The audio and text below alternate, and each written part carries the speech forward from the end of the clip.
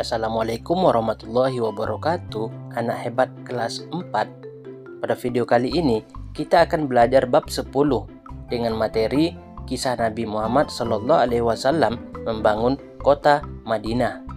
Sebelum kita lanjut pelajaran, alangkah baiknya kita berdoa terlebih dahulu. Ikuti Bapak. Bismillahirrahmanirrahim. Rabbi zidni ilman warzuqni fahman. Amin. Adapun tujuan pembelajaran kita kali ini yaitu menceritakan kisah Nabi Muhammad SAW membangun kota Madinah dengan baik. Nah, untuk bisa mencapai tujuan pembelajaran ini, Bapak berharap anak Bapak untuk serius mengikuti pelajaran, menyimak baik-baik sehingga paham dan bisa mengerti pelajaran kita kali ini. Nah, anak-anak hebat, langkah pertama yang dilakukan oleh Nabi Muhammad SAW ketika sampai di Madinah adalah membangun masjid. Masjid itu dikenal dengan sebutan Masjid Nabawi. Nabi Muhammad memilih tempat unta beliau pertama kali berhenti ketika tiba di Madinah sebagai lokasi masjid. Tanah itu semula merupakan tempat yang sangat kering, kurma milik dua orang anak yatim, yaitu Suhail dan Sahel bin Nafi bin Umar bin Sa'labah. Keduanya diasuh oleh As'ad bin Zararah. Rasulullah SAW membeli tanah itu. Rasulullah memerintahkan menebang beberapa pohon kurma yang tumbuh di atas tanah itu.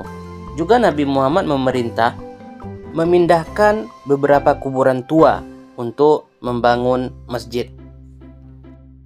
Setelah membangun masjid, hal kedua yang dilakukan oleh Nabi Muhammad yaitu menjalin ukhuwah. Ketika Rasulullah dan para sahabat hijrah dari Mekah ke Madinah, tak banyak yang dapat dibawa. Para sahabat harus rela meninggalkan harta benda mereka di Mekah. Jika ada yang membawanya, mereka dihalangi dan baru diizinkan pergi jika bersedia meninggalkan harta kekayaannya. Anak-anak Bapak, kalian sudah belajar tentang sikap senang menolong, bukan?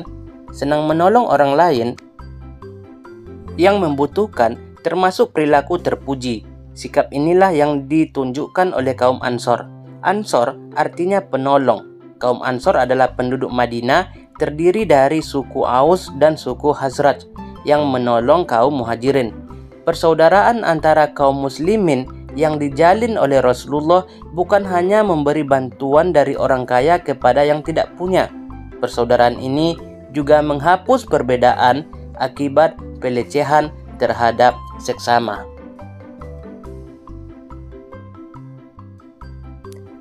Nah, kemudian yang ketiga yang dilakukan oleh Nabi Muhammad adalah menggalang kerukunan. Anak-anak, pada masa Rasulullah di kota Madinah juga bermukim penduduk beragam suku, bangsa dan agama. Suku Aus dan Khazraj memeluk agama Islam. Suku Quraisyah, Nadir dan Qainuqa beragama Yahudi. Di kota ini juga terdapat kaum musyrik. Rasulullah SAW merasa perlu menciptakan kerukunan antar penduduk Madinah yang beragam. Rasulullah melakukan perjanjian antara kaum muslim, muhajirin dan kaum ansor dengan Yahudi sebagai penduduk Madinah. Isi perjanjian ini kemudian dikenal dengan Piagam Madinah. Piagam Madinah berisi tentang pengakuan sebagai umat baik sesama muslim maupun berbeda agama yang memiliki tujuan sama.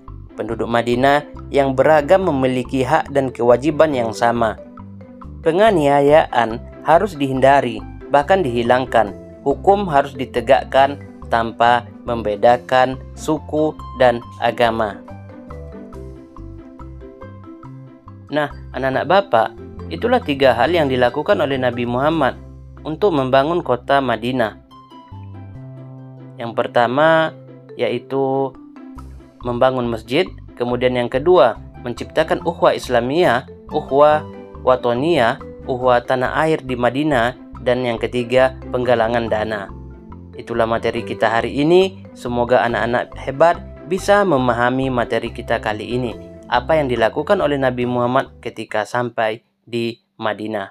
Terima kasih Bapak ucapkan untuk anak Bapak yang telah menyimak dan mendengarkan mengikuti pembelajaran hari ini dengan baik. Sebagai motivasi, sebaik-baik umat, yakni yang belajar dan mengajarkan Al-Quran. Orang yang membaca Al-Quran akan dibalas setiap hurufnya dengan 10 kebaikan. Kita tutup dengan membacakan hamdalah. Alhamdulillahirabbil alamin. Assalamualaikum warahmatullahi wabarakatuh.